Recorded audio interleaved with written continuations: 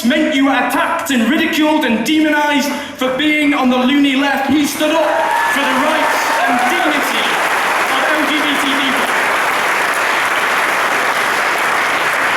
And when he called for a peaceful negotiated settlement to the conflict in Ireland, and he was attacked and demonised as a result, he was again vindicated by history. We won't let them turn this against each other, to blame unemployed people and immigrants and public sector workers for the ills of society, the politics of divide and rule. Instead, we will keep fighting in the great tradition of our ancestors, to whom we owe all that we have.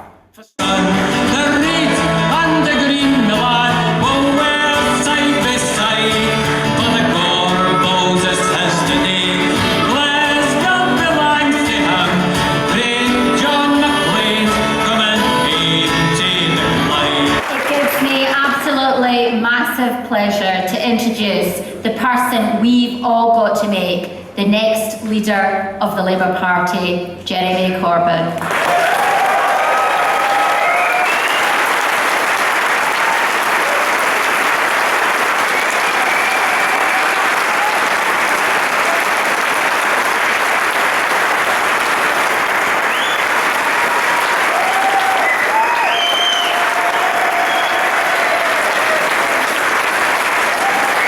Older people coming back, it's others saying, yeah, maybe there is something I, an individual, can do to improve our lot and change our lot in society.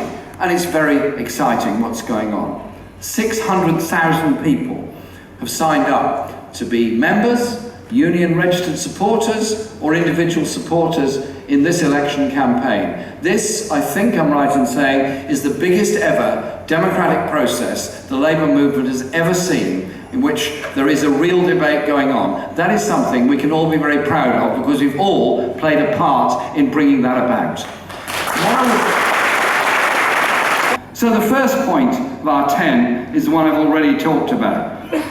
Opposition to austerity, but above all, an economic policy which is about a national investment bank to improve infrastructure within our society, to invest in people, invest in good quality jobs, invest to release the potential of so many highly skilled engineers and others that are so often underemployed or working way below their capacity at the present time. There is a very big role for public investment and public money to develop those industries and take things forward. And this is the important, and in addition to it, quite simply this, that the £100 billion that would not be spent on Trident should instead be used to invest and kickstart high quality, good engineering jobs. So the brilliant skills of those that make the submarines, make the missile systems, make the weaponry itself are not lost.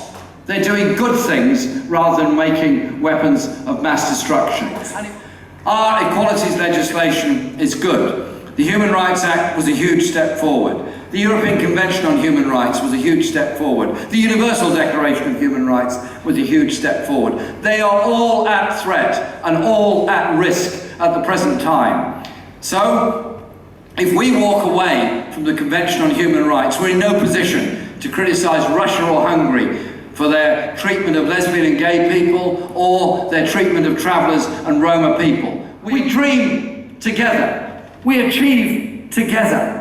We bring about a better society together by being inclusive of all. No more the name calling. No more the abuse of the minority. No more the blaming of the poor for their poverty.